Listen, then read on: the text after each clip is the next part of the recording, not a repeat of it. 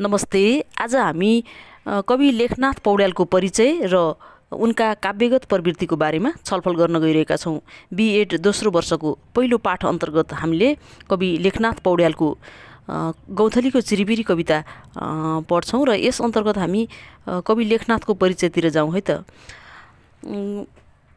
कवि नेपाली साहित्य आकाशमा उज्जवल नक्षत्रको रूपमा रहेका कवि लेखनाथ पौड्यालको जन्म विक्रम सम्वत 1941 साल 9 महिना 26 गते कास्कीको अर्घौं अर्चले भन्ने ठाउँमा भएको थियो।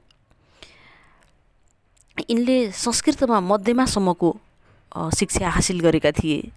संस्कृतमा मध्यमासम्मको शिक्षा हासिल गरेका कवि लेखनाथ पौड्यालको जीवन एकदम सङ्घर्षशील र सङ्घर्षमय एवं प्रेरणादायी जीवन बिताएका कवि लेखनाथ पौड्यालले हाम्रो जीवन र जगतका विविध पक्षलाई समेटेर एउटा मिठासपूर्ण नैतिक सन्देशमूलक ढङ्गले कविता लेखेका छन् र उनका विभिन्न कविता सङ्ग्रहहरू रहेका छन्, जसमध्ये लालित्य भाग 1 2010 सालमा प्रकाशित भएको छ कविता सङ्ग्रह हो यो।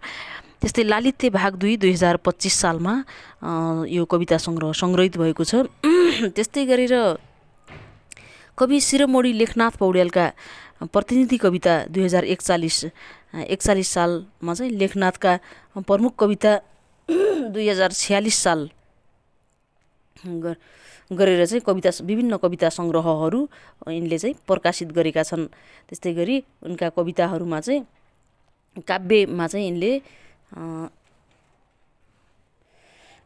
चाहिँ यिनले वर्षा विचार 1965, शोक प्रवाह 1970, ऋतु विचार 1973, बुद्धि विनोद 1973, सत्यकाली संवाद 1976, गीताञ्जली 1986, त्याग र उदयको युगल प्रकाश यो चाहिँ स्तुति काव्य हो 2002 सालमा, अनि अमर ज्योति सत्य स्मृति खण्डकाव्य 2008 सालमा, त्यस्तै तरुण तपसी नव्य काव्य 2010 मा, मेरो राम खण्डकाव्य 2011 गरी थुप्रै कविता खण्डकाव्य कविता सङ्ग्रह लगायतका कृतिहरू लेखेका छन्।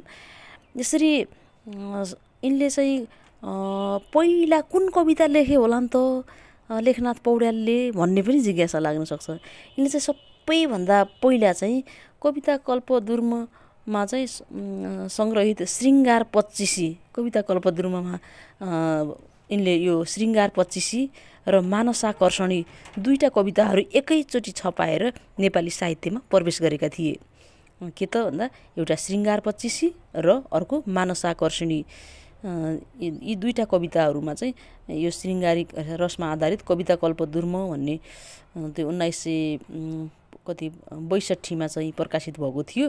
त्यही उसमा चाहिँ यिनले पहिलो कविता दुईटा कविता लेखेर एकैचोटि दुईटा कविता छपाएर नेपाली साहित्य जगतमा प्रवेश गरेका थिए।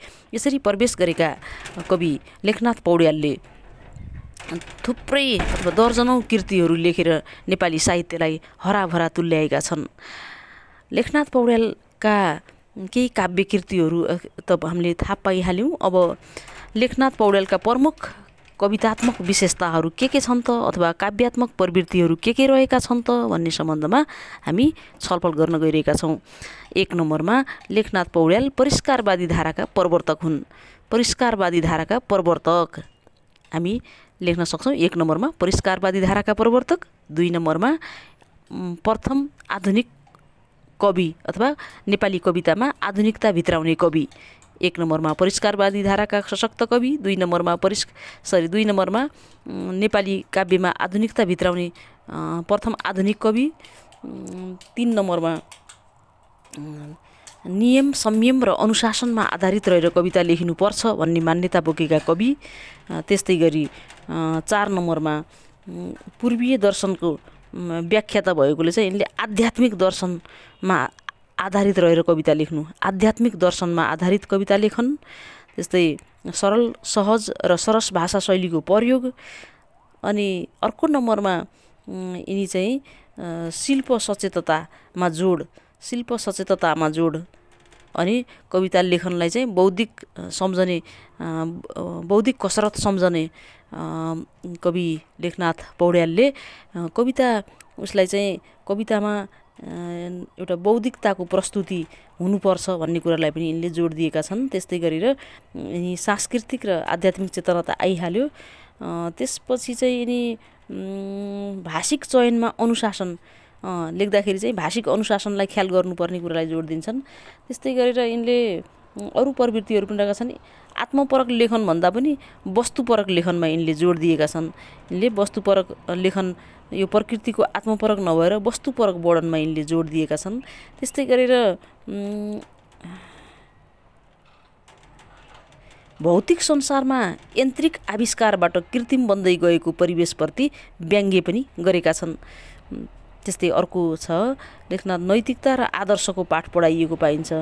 मानिसलाई शिक्षा दिने खालका हरेक मानिसलाई सन्देश दिने खालको लेखन यिनका कविताहरूमा पाइने भएको भएर नैतिक र आदर्शको पाठ पढाउनु पनि यिनको एउटा अर्को विशेषताको रूपमा रहेको छ।